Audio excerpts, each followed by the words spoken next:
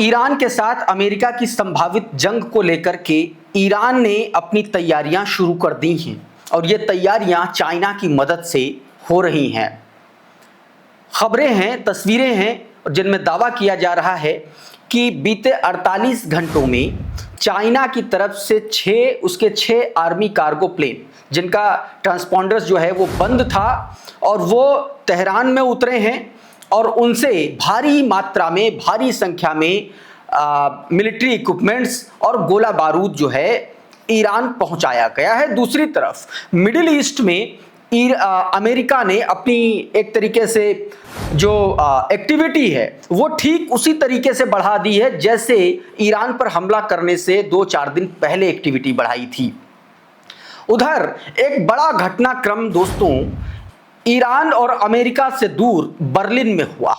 Berlin में Iran के गद्दार कहे जाने वाले, अमेरिकी सरपरस्ती में जिंदा रहने वाले अली रेजा पहलवी को जो है, रेजा पहलवी को एक ईरानी ने अच्छा खासा सबक सिखा दिया और ऐसा सबक सिखाया कि उस मौके पर जिस जगह पर यह कांड हुआ वहां पर अफरा तफरी का माहौल बन गया। अभी सबसे पहले मैं आपको वो खबर दिखाऊंगा और दूसरी तरफ ईरान ने एक नए कानून का ड्राफ्ट तैयार किया है, मसौदा तैयार किया है और उसके बाद डोनाल्ड ट्रंप और ज्यादा बौखला गया है, बिलबिला उठा है।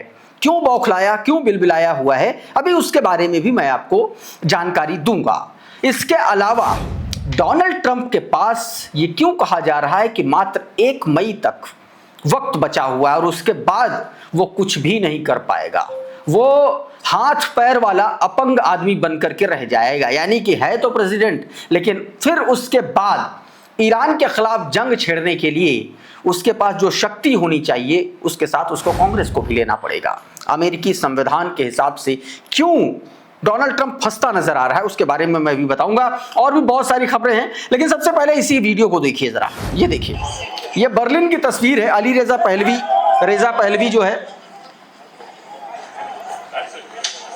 इसको इस पर देखिए ईरानी प्रोटेस्टर ने किस तरीके से उस पर अटैक करने की कोशिश की और उस पर जो है टोमेटो सॉस फेंक दिया उसके सूट पर। ये देखिए, हालांकि उसको मौके पर मौजूद जो सुरक्षा कर्मी थे उसको प्रोटेस्टर को पकड़ लिया, फिर उसको जो है आनन फानन में उसको ले जाया गया दूसरी जगह पर। देखिए ये किस तरीके से प्रोटेस्टर से बचा करके इसको ले जाया जा रहा है। इन तस्वीरों में आप देखिए कितना जबरदस्त गुस्सा है। मैं आपको बताऊं, जिस वक्त ईरान में प्रोटेस्ट चल रहे थे ना, एक ईरान से जुड़ा हुआ, ईरान के नाम से एक मीडिया प्लेटफॉर्म है ईरान इंटरनेशनल। तमाम सारी रिपोर्ट्स में तमाम सारे जियोपॉलिटिकल एक्सपर्ट इस बात का दावा करते हैं कि वो प्लेटफॉर्म ये रन करवाता है, इसकी सरपरस्ती में रन होता है। और कहा गया कि जब ईरान में दंगे चल रहे थे, जब ईरान में मोसाद और सीआईए ने पूरी की पूरी साजिश रच ली थी और उसमें उस प्लेटफॉर्म का यानी कि रेजा पहलवी का बड़ा हाथ था, ऐसा दावा किया जा रहा था तमाम सारी रिपोर्ट्स में। और उसके बाद और आप जानते हैं कि किस तरीके से ईरानियन जो हैं, जो ईरान के रहने वाले ईरानियन हैं, किस तरीके से, किस हद तक इस व्यक्ति से नफरत करते हैं। तो इसके खिलाफ ये इसको अच्छे से सबक सिखाने वाली तस्वीरें आपने देखी। अब एक तस्वीर ये देखिए जरा। ये दावा ये किया जा रहा है, वॉर सर्विलांस ने ये वीडियो अपने ट्विटर हैंडल से जारी किया और कहा जा रहा है, दावा किया जा रहा है कि बीते 48 घंटों में तेहरान की धरती पर चाइना से 6 कार्गो प्लेन उतरे हैं और उनमें भारी संख्या में मिलिट्री इक्विपमेंट्स और भारी तादाद में गोला बारूद पहुंचाया जा रहा है। इस ट्वीट को देखिए, इसमें क्या बताया गया। कहा गया कि सोशल मीडिया रिपोर्ट्स में दावा किया जा रहा है कि पिछले कुछ दिनों में लगभग 6 चीनी कार्गो विमान ईरान में ट्रांसपोर्टर बंद करके उतरे, कथित तौर पर एयर डिफेंस उपकरण और एंटी शिप मिसाइलें ला रहे हैं। दावा किया गया कि यह कदम सीजफायर के दौरान लिया गया, जिससे ईरान संभवतः नई टकराव की तैयारी कर रहा है। यह जानकारी दोस्तों इस खबर में दी गई है। और टकराव की जानकारी क्यों, ये जरा देखिए, ये फ्लाइट ट्रैकिंग डेटा देखिए जरा। ये फ्लाइट ट्रैकिंग डेटा है। 28 सेकंड का ये वीडियो, 35 सेकंड का ये वीडियो जो आप देख रहे हैं, ये इस वीडियो में आप साफ साफ देख सकते हैं कि किस तरीके से जो येलो कलर में जो आपको प्लेन्स दिख रहे हैं, फाइटर जेट दिख रहे हैं, वो अमेरिका की मूवमेंट को दिखाता है, बताता है। इसमें बताया जा रहा है कि बीते कुछ दिनों में अमेरिका ने जबरदस्त तरीके से अपनी मौजूदगी बढ़ा दी है। ये ट्वीट देखिए, इसमें साफ साफ बताया गया, कहा गया कि अमेरिका ने जिब्राल्टर स्ट्रेट के रास्ते मिडिल ईस्ट में बड़े पैमाने पर सैन्य तैनाती शुरू कर दी है। KC-46A Pegasus air refuelling tanker Portugal से लेजेस फील्ड से जिब्राल्टर पार कर चुका है, यह बताया गया। दूसरा, इसके साथ ही US Marine Corps FA-18 super hornets लड़ाकू विमान भी है जिसमें, और जो साउथ कैरोलिना स्थित VMFA 312 चेकर बोर्ड स्क्वाड्रन से जुड़े हुए हैं, उनकी भी मौजूदगी बताई जा रही है। कहा गया कि दर्जनों एरियल रिफ्यूलिंग टैंकर्स पहले से ही इजराइल के बेन गुरियन एयरपोर्ट पर तैनात हैं। आगे बताया गया कि यह तैनाती एडोब कॉलसाइन के साथ की जा रही है, जो लंबी दूरी के कोरोनेट फाइटर ट्रांजिट मिशनों से जुड़ा हुआ होता है। यानी कि अमेरिका की फुल प्रूफ तैयारी है, ठीक वैसे ही जैसे 28 फरवरी के 3-4 दिन पहले उसने करनी शुरू कर दी थी। खबर एक ईरान से है दोस्तों, और ये खबर अमेरिका के लिए सबसे ज्यादा टेंशन वाली खबर है, क्योंकि जिस वक्त अमेरिका ने हॉर्मुज में नेवल ब्लॉकेट कर रखा है, सो कॉल्ड नेवल ब्लॉकेट कर रखा है, ठीक उसी वक्त ईरान ने एक मसौदा तैयार किया है, और यह मसौदा कानून का रूप लेने वाला है ईरान में, और यह हॉर्मुज को लेकर के है। उसके मुख्य पॉइंट्स मैं आपको बताने जा रहा हूं, आपकी स्क्रीन पर है, जरा देखिए इसमें क्या कहा गया।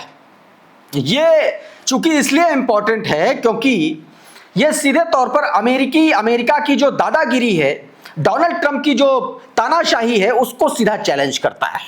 क्या बताया गया कि ईरान की संसद ने स्ट्रेट ऑफ हॉर्मुज से गुजरने वाले जहाजों के लिए एक नया कानून ड्राफ्ट तैयार किया है।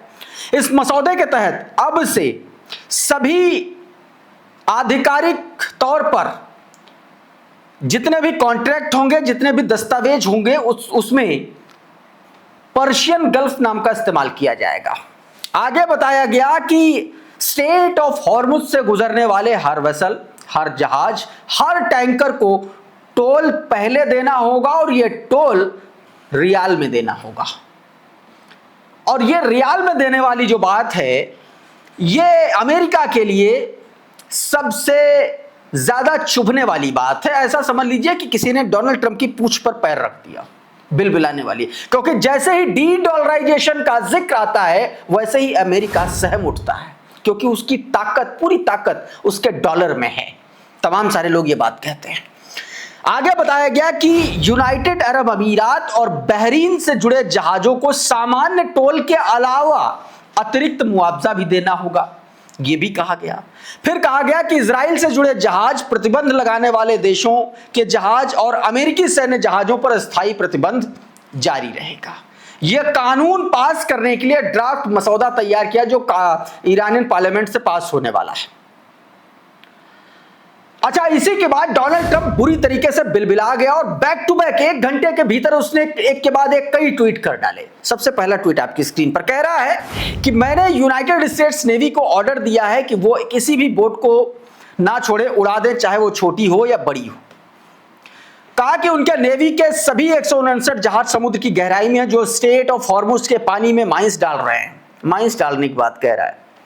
इसके अलावा हिचकिचाहट नहीं होनी चाहिए। इसके अलावा हमारे माइंस स्वीपर्स अभी स्ट्रेट को साफ कर रहे हैं, मैं यही काम जारी रखने का ऑर्डर दे रहा हूं, लेकिन 3 गुना ज्यादा रफ्तार से, यह बात कह रहा है।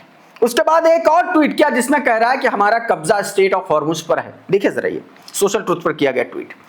ईरान को यह समझने में बहुत मुश्किल हो रही है कि उसका लीडर कौन है, उन्हें नहीं पता।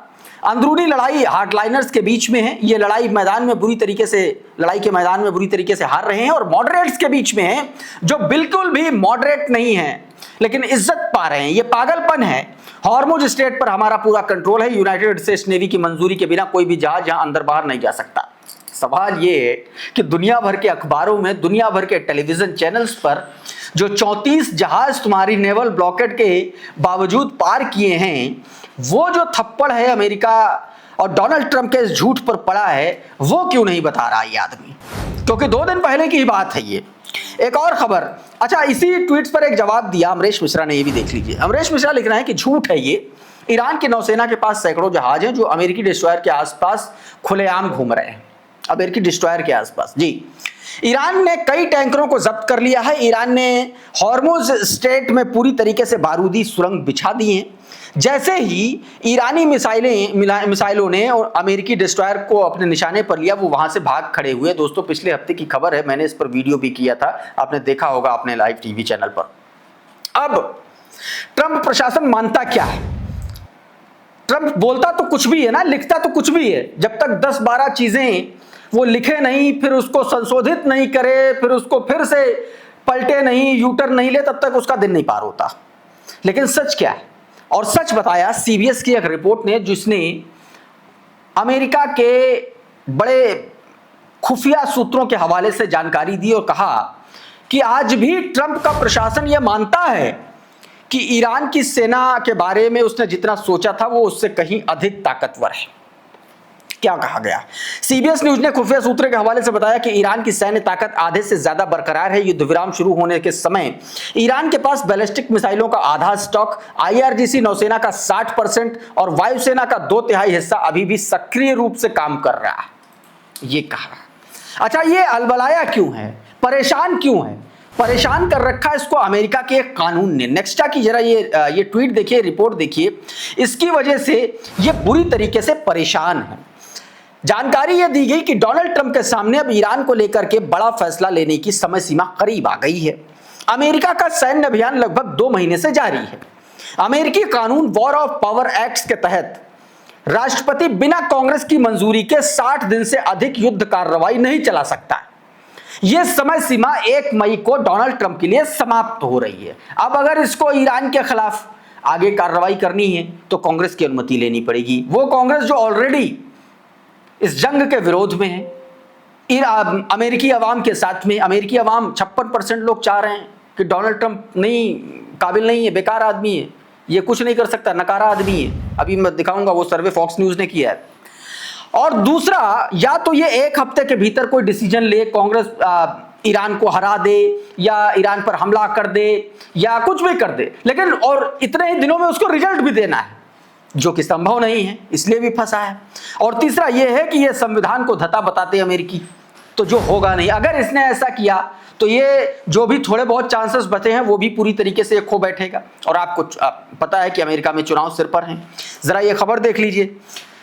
56% अमेरिकी वोटर्स का कहना है कि ट्रंप प्रशासन सरकार चलाने में अक्षम है, सक्षम नहीं है। फॉक्स न्यूज का सर्वे, और ये वो फॉक्स न्यूज है जो डोनाल्ड ट्रंप का चिंटू माना जाता है। तमाम सारे लोग ऐसी बातें बताते हैं। अच्छा, इस बीच एक खबर आई मुस्तफा अली खामेनी को लेकर के, मुझे लगता है उस पर भी आप लोगों को जानकारी देनी चाहिए। ये ट्वीट देखिए विजनर का, जो उसने न्यूयॉर्क टाइम्स में छपी एक रिपोर्ट के आधार पर लिखा है। इसमें यह बताया गया है कि मुस्तफा अली खामेनी को लेकर के कहा गया कि ईरान के जो अधिकारी हैं, ईरान के जो नेता हैं, बहुत ज़्यादा सिक्योरिटी, बहुत ज़्यादा सतर्कता बरत रहे हैं। उनसे डायरेक्ट कोई जो है वो बातचीत नहीं कर रहा है, डायरेक्ट कोई उनसे कांटेक्ट नहीं कर रहा। और ये सिर्फ इसलिए किया जा रहा है क्योंकि उनकी सिक्योरिटी या उनकी लोकेशन किसी भी तरीके से इजराइल तक ना पहुंचे, यानी कि उन पर कोई खतरा ना हो। इसमें यह भी बताया गया कि मुस्तफा अली खामेनी के कई सारी सर्जरीज हुई हैं और बुरी तरीके से, मतलब वो जल गए थे अटैक में, उसको लेकर के भी इलाज चल रहा है। और ये भी कहा गया कि मसूद पाजेक्शन जो ईरानी प्रेसिडेंट हैं, वो खुद एक डॉक्टर रहे हैं, स्वास्थ्य मंत्री रहे हैं, तो वो खुद डायरेक्ट उनकी देखरेख में उनका इलाज चल रहा है। इस रिपोर्ट में ये तमाम सारी बातें इस तरीके की कही गई हैं और बताई गई हैं। अच्छा, इस बीच ईरान में भी एक सर्वे किया गया कि अवाम क्या चाहती, जंग चाहती है, सीज फायर चाहती है। यह सर्वे ईरान के सरकारी टेलीविजन ने किया, IRIB ने किया। और उस टेलीविजन सर्वे के मुताबिक ईरान की बहुसंख्यक अवाम, लगभग 48% जनता सीज फायर का समर्थन करती है और 43% जनता कहती है कि नहीं, अमेरिका का परमानेंट इलाज किया जाना चाहिए। साथियों, इस वीडियो में बहरहाल इतना ही। बहुत बहुत शुक्रिया, बहुत बहुत धन्यवाद। आप जुड़े रहिए आपके अपने चैनल द लाइव टीवी के साथ। नमस्कार। द लाइव टीवी, सच सबसे आगे।